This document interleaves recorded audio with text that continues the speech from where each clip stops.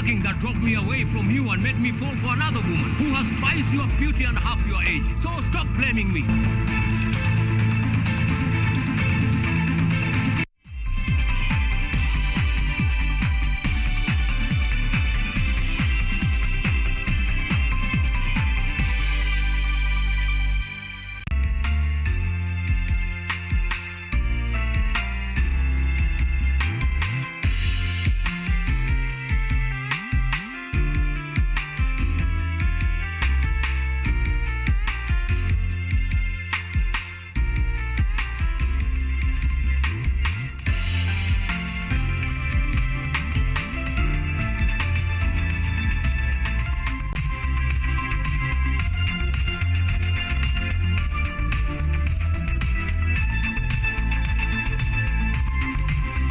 It is Wednesday, the 4th day of October 2023. Welcome to Primetime News right here on KUTV. We have a lot lined up for you tonight, including a conversation on the tomorrow's World Teachers' Day. Remember, this day comes at a time when we are witnessing reforms in the education sector in our country. We will be having this conversation with Professor Samson Ondigi, who is the Executive Dean here at Kenyatta University. But first, let us take a look at our top stories tonight.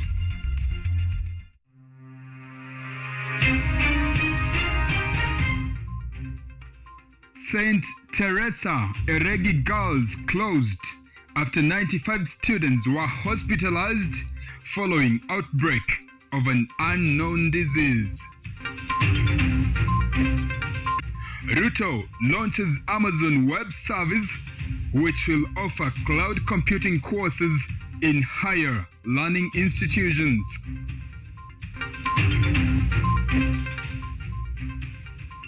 Members of National Assembly call for debate on hairy police deployment.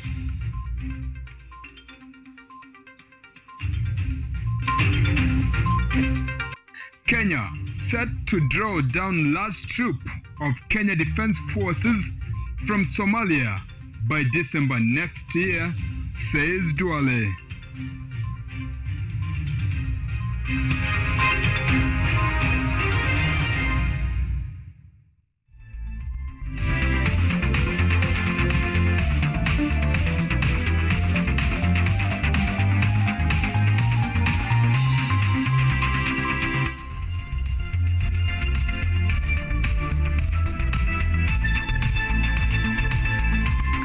Sheila Kinyaga is our sign language interpreter. My name is Joseph Kez. Remember, we are also live on YouTube at KUTV Kenya, and you can interact with us on the X app at KUTV_Kenya and at Kez Joseph Kenya.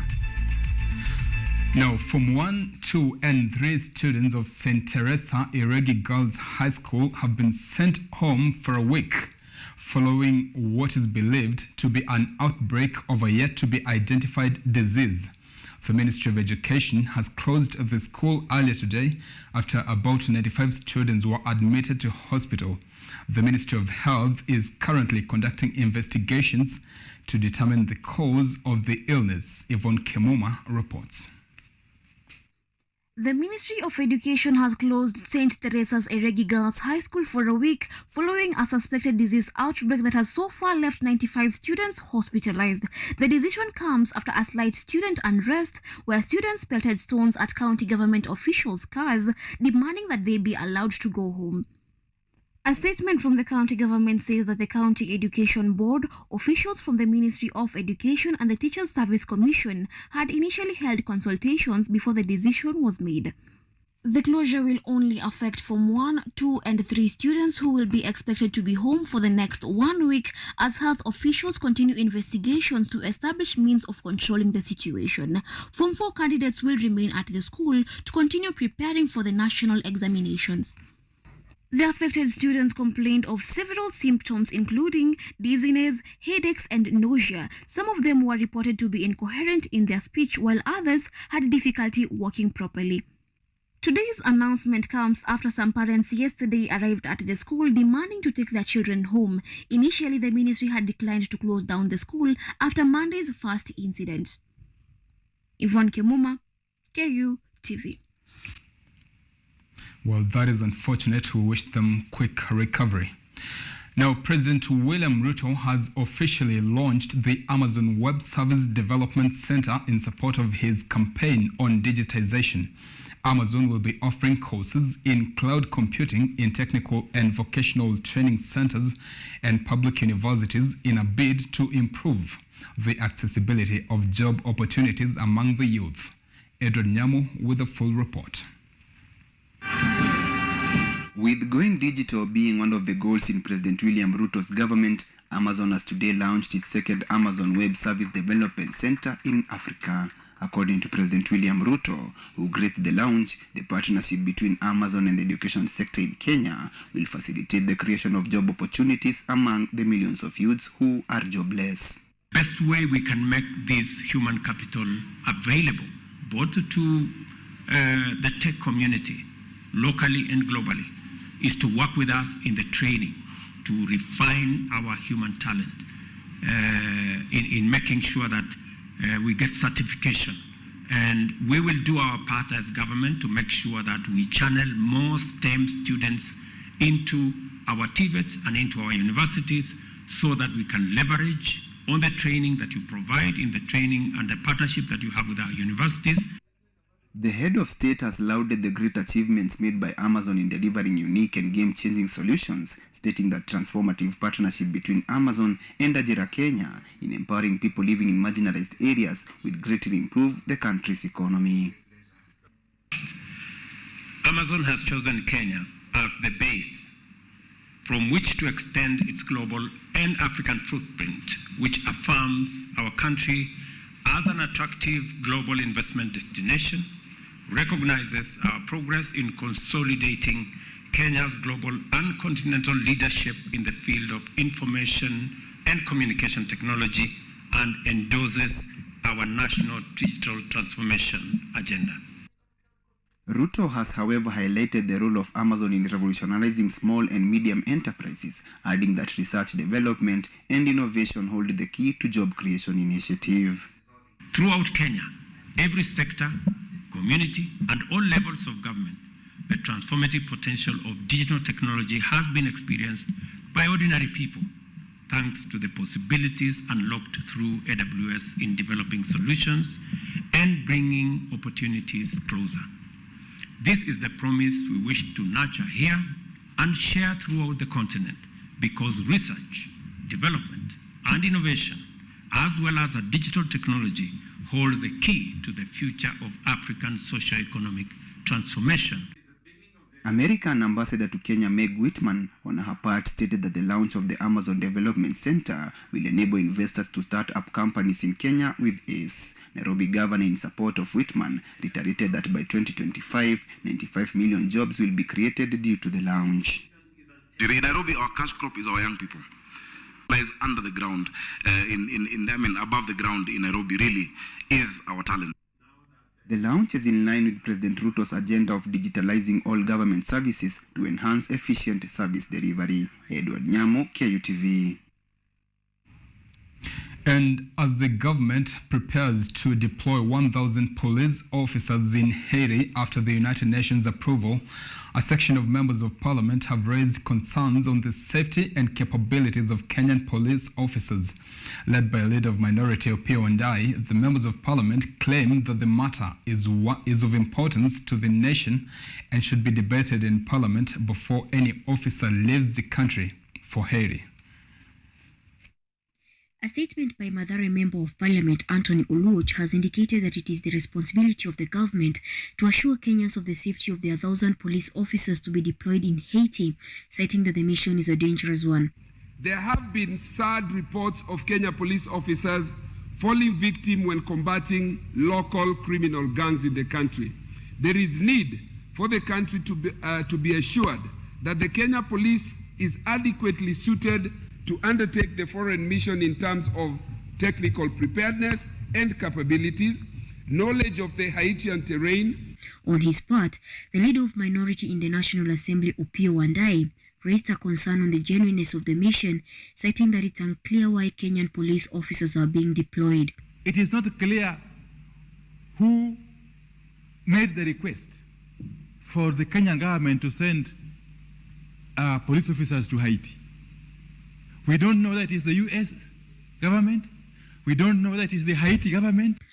In support, the National Assembly Minority Whip Junet Mohammed noted that Kenyan police officers are not experienced enough to go to war in a foreign country. It's a country that has killed, 3 or 4 presidents of theirs.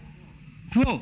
And you're sending here people who normally carry, these jembe rungus to just beat us as mere people in the street here, Madam Speaker. He further added that the matter should be presented in Parliament before any officer is deployed. Yes, we cannot use our children as guinea pigs on an international arena. Our children cannot be used as guinea pigs on an international arena. Why can't the US send its policemen to Haiti, which is next door? Haiti is just next door. They can even go by boat. However, Kikuyu Member of Parliament Kimani Ichung'wah, supported by Endebess MP Pukosi Robert, held a stand that the mission is in good faith and would strengthen global ties. Why do you want to send Kenyans there, Madam Speaker? This one, I strongly oppose, Madam Speaker, and this matter should be brought to Parliament first for debate and ratification before any police officer leaves this country. The best we can do is to encourage them, not to instill and sell fear to them and their families. That is the height of unpatriotism. The United Nations approved the request to deploy 1,000 Kenyan police officers in Haiti yesterday. The approval has, however, raised various debates, including the question why the United States has not sent their soldiers for help. Ruth Wanjiru, for KU TV. And the last troop of Kenya Defence Forces will exit Somalia between July 1st and December 31st, 2024. This is according to Defense Cabinet Secretary Aden Duale.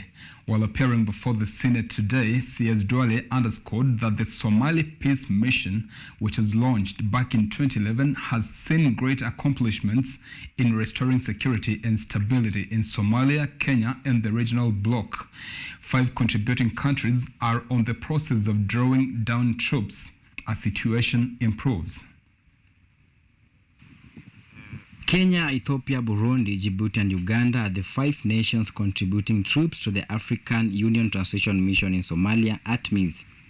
Kenya sent its first troop to Kenya-Somali border in 2011 following threats by the Somali-based Islamist militant group Al-Shabaab. We are primarily in Somalia to combat Al-Shabaab terror groups in order to stabilize Somalia and by extension to make sure our region is safe and secure. We have contributed to the reduction of terrorism infrastructure within our borders and in the region. The mission has since served Kenya a fair share of both setbacks and gains, according to Cabinet Secretary Aden Duale.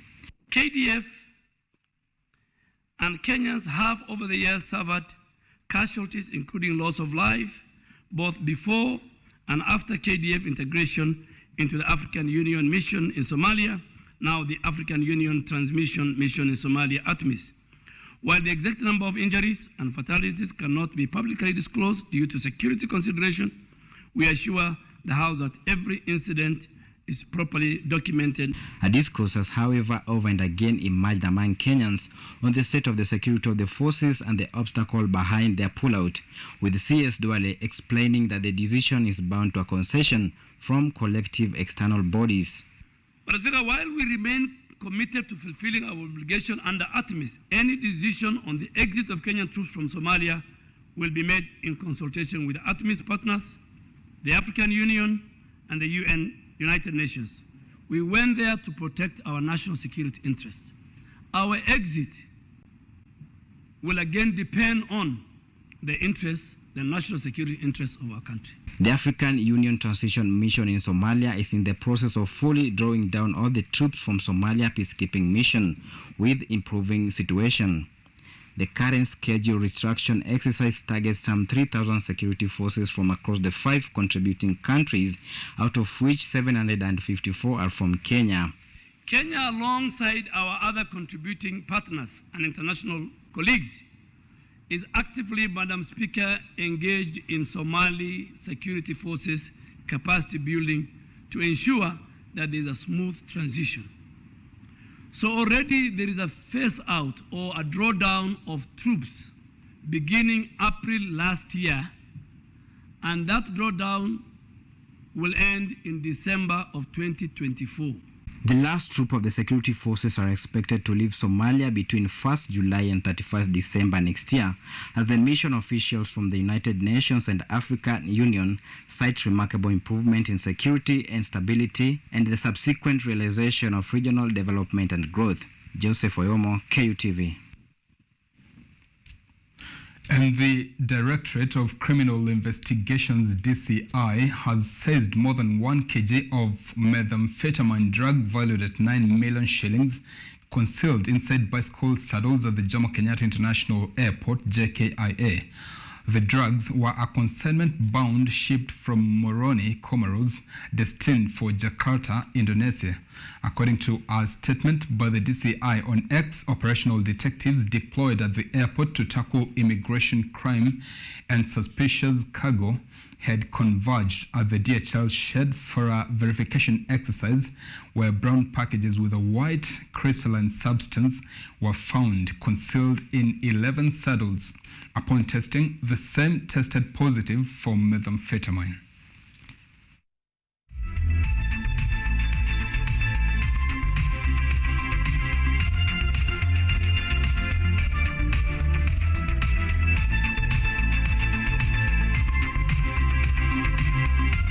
And Senior Principal Magistrate Esther Kimelu has today in Milimani Law Court sentenced former Mama Lucy Hospital social workers Fred Leparan and Selina Adundo after being found guilty of child trafficking.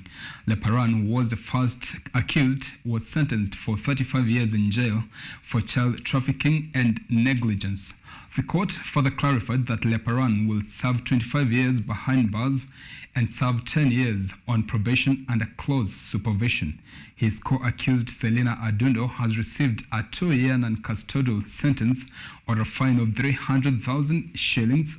The court also cautioned that convicts should not be subjected to any matter regarding children.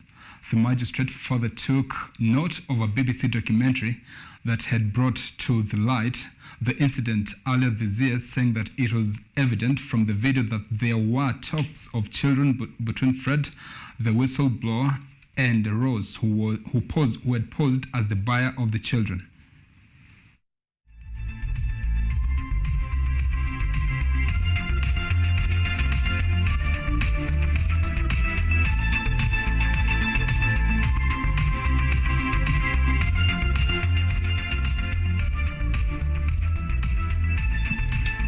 All right, we are taking our first short break here on Primetime News. Remember, coming up is an interview on tomorrow's World Teachers Day with Professor Samson Ondegi, the Executive Dean here at Kenyatta University. We'll be back shortly. Stay with us.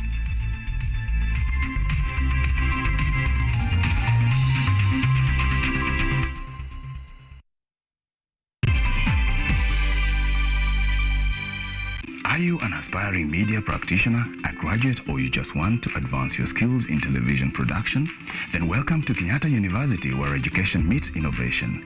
KUTV, the premier university television station in Kenya, is now offering short courses in TV studio, field technical operations, and video editing. Through these courses, you will acquire hands-on skills on camera operations, media production, lighting techniques, audio-visual editing, and sound and visual control, and how to operate key equipment in modern TV control room. Enroll today at KUTV and discover your full potential in cutting-edge TV broadcasting. Graduates of these courses will receive professional certificates. For more information, visit our offices at KUTV Studios or call us on 020-870-4252 or 020-870-4255 or SMS us on 0739-110-544. KUTV, a new experience.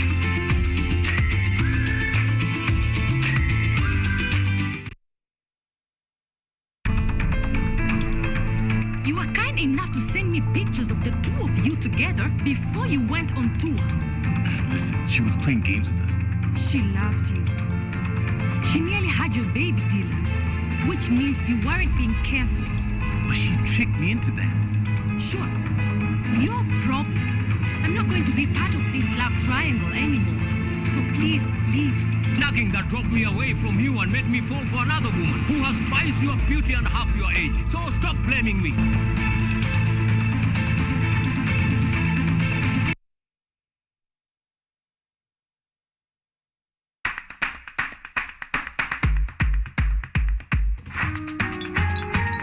What are some of the ways through which you can develop these skills so that you are comfortably fitting into the job? You have to put yourself in positions where you are uncomfortable. Uncomfortable in the sense that you are not clear about what to do. Because I used to work a corporate job before. So when I left, I happened to visit someone's farm around this area. So this project is called Security Breach Detector and Readiness Familiarize. It is meant to be used to detect, detonate explosive. We'll tackle all the tough issues, discuss all the weird moments, and hopefully share a few laughs along the way.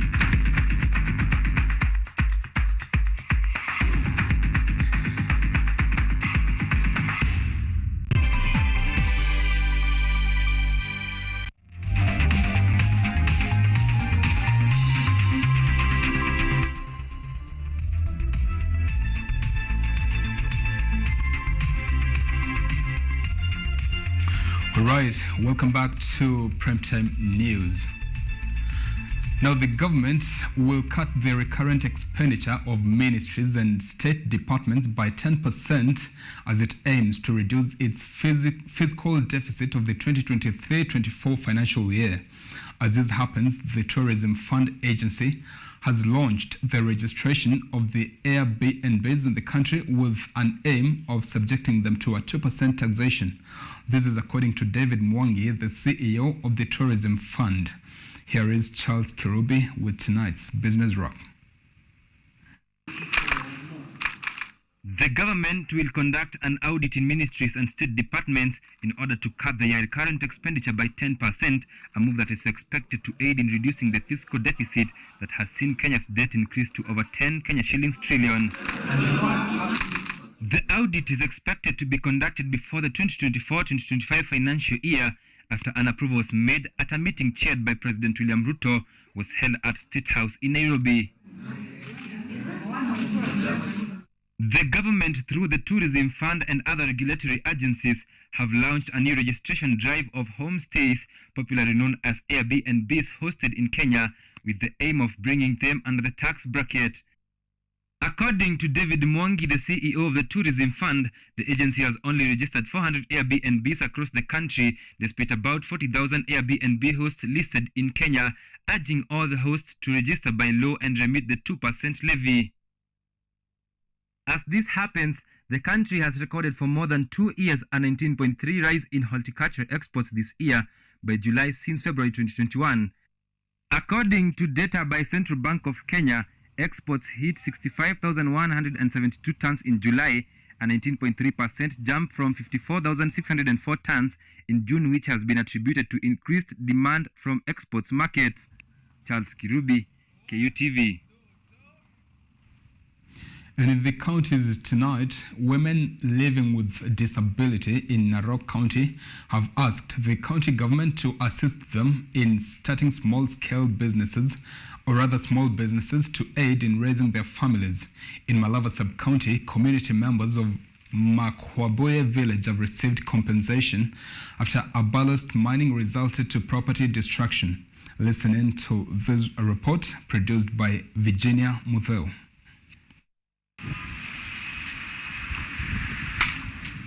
Women living with disability in Narok County are calling upon County Governor Patrick Ole Ntutu to address a number of challenges that they are facing, among them financial difficulties and social rejection. The women are suggesting, among other things, that the government to prioritize inclusion in the development agenda of the county. Bwana Governor, lakini tunaomba kikao na wewe. Tafuta siku, mwadala, mobilize walemavu, kuja kaa chini na sisi. Tukueleze. Tunaona serikali mmetuacha, tafadhali mkumbuke walemavu na hasa wamama walemavu. Tuna shida nyingi. Sisi ni wazazi na watoto wetu na tunalea kama wazazi wengine. It is a sigh of relief for community members in Makwambuye village in Malava sub-county after a contractor honored their plea to compensate them for destruction caused by tremors during ballast mining. According to the community chairman Isaac Mutai, they have received over 1 million shillings towards construction of a borehole to serve 100 community members. In Kisii County, Oman Representative Doris Aburi has spearheaded the launch of boreholes at Tabaka, Magena and Masimba wards in the county in an effort to bridge development inadequacies. According to the representative, this will help transform the county into a food basket. Sasa sisi kama leaders lazima tutembee around, tujue zile shida watu wetu wanapitia. I can confirm to you Kisii tunahitaji maji kwa wingi na tunahitaji help of national government kwa kufanya water storage. Tabaka member of County Assembly Jimmy Kenyanya has however expressed fears over a looming disaster from landslides being experienced in the area, citing soapstone quarries as the most prone hotspots. He has further advised the quarry workers to halt their activities until the rains have subsided and appealed for assistance from the two levels of government to mitigate the phenomenon. Dorothy Musyoka, KUTV. Kenya Agricultural and Livestock Research Organization, that is KALRO, has opened shops to end sale of counterfeit seed variety. They have decried the continued counterfeiting of their seed products, leading to farmers acquiring fake seeds in the market, resulting to poor or no harvests. Cynthia Nderito with more. According to Kenya Agricultural and Livestock Research Organization Director Lusike Wasilwa, fabrication of their original seed variety is a major contributor to low production and harvest by farmers, thus leading to increased cost of living due to importation food. A situation that KALRO is looking into to ensure farmers get a chance of buying certified and quality seeds from the organization. KALRO is now in the process of launching Mkulima shops. What we're doing with Mkulima shops is taking our technologies down to the ground to the end user. We've made it possible through 16 of our centers, but we're hoping to one day launch them in all our 54 centers. And we're also working with partners, agrovets, 1 Acre Pond, that are also selling our seeds so we can even reach further. Lusike stated that the new bean variety known as Nyota has fallen in the hands of persons bragging their bags with KALRO and Nyota initials, further highlighting that the fake products are portraying the scientists and researchers in bad light. In fact, to get the seed companies now growing beans, that is also rare. They had no interest in beans at all because it's a crop that farmers can keep, it's self-pollinating, and they can continue recycling the seed over time. So because of that, most seed companies are not interested. But because of the very high demand, we now have a very high interest in the seed companies, the private sector, in multiplying this seed. Chairperson Purity Ngirishi on her part said that the solution to lowering the cost of edible oils to produce it locally and reduce the importation by at least 50%. According to Ngirishi, availability of sunflower and other edible oils produced in seeds will put farmers in a position to produce in large numbers and feed the edible oils manufacturing companies with local raw materials. Lately wakulima hawajakuwa wako na a lot of experience ama wafanyi ukulima wa sunflower, but we want to encourage them that in Kenya Seed we have proper certified seeds ambazo zinaweza kusaidia na zinaweza kuwa na bumper harvest katika ukulima wa sunflower. The Kenya Seed Company has started contracting farmers with large pieces of land so as to plant sunflower seeds for multiplication, so as to produce enough seeds for farmers to plant in a bid to reduce importation of edible oils. Cynthia Nderito, KUTV.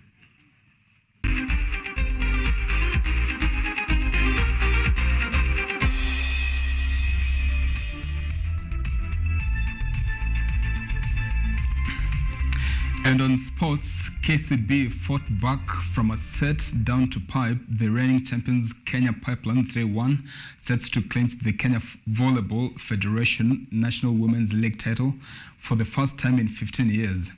Kenya Pipeline claimed the first set 25-18 before KCB rallied their numbers in the second and third sets to lift their first title since 2008 after topping the 4-team end-of-season playoffs held at the Kasarani Indoor Arena.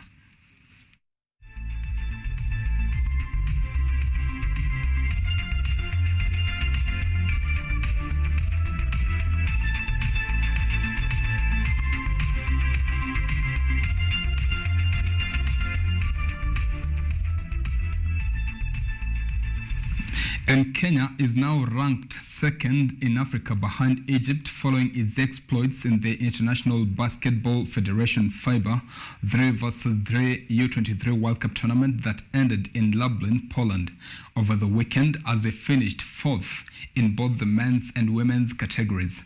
The USA won the men's gold, Israel bagged silver, while Germany took the bronze. The Netherlands were top in the women's category, and hosts Poland finished second, while Lithuania were third in the prestigious tournament under coach Angela Luchivia. The next round of the tournament is the Basketball Africa Cup, which is scheduled to take place in December of this year in Cairo, Egypt.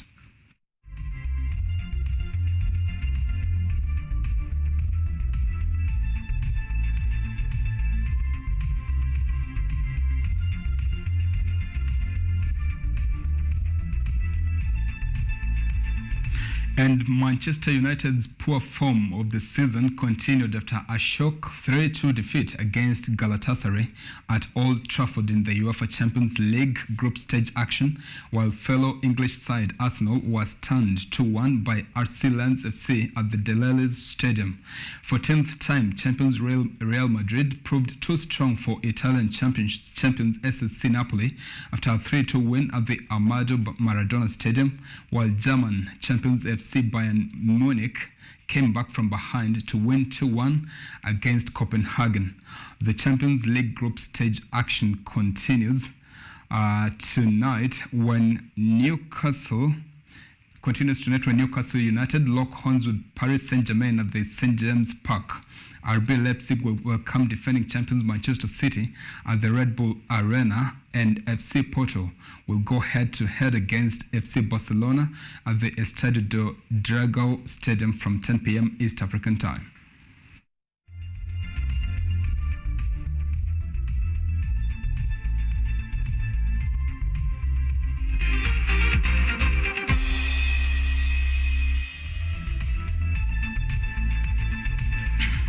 All right, that brings us to the end of our primetime news tonight. Thank you so much for tuning in.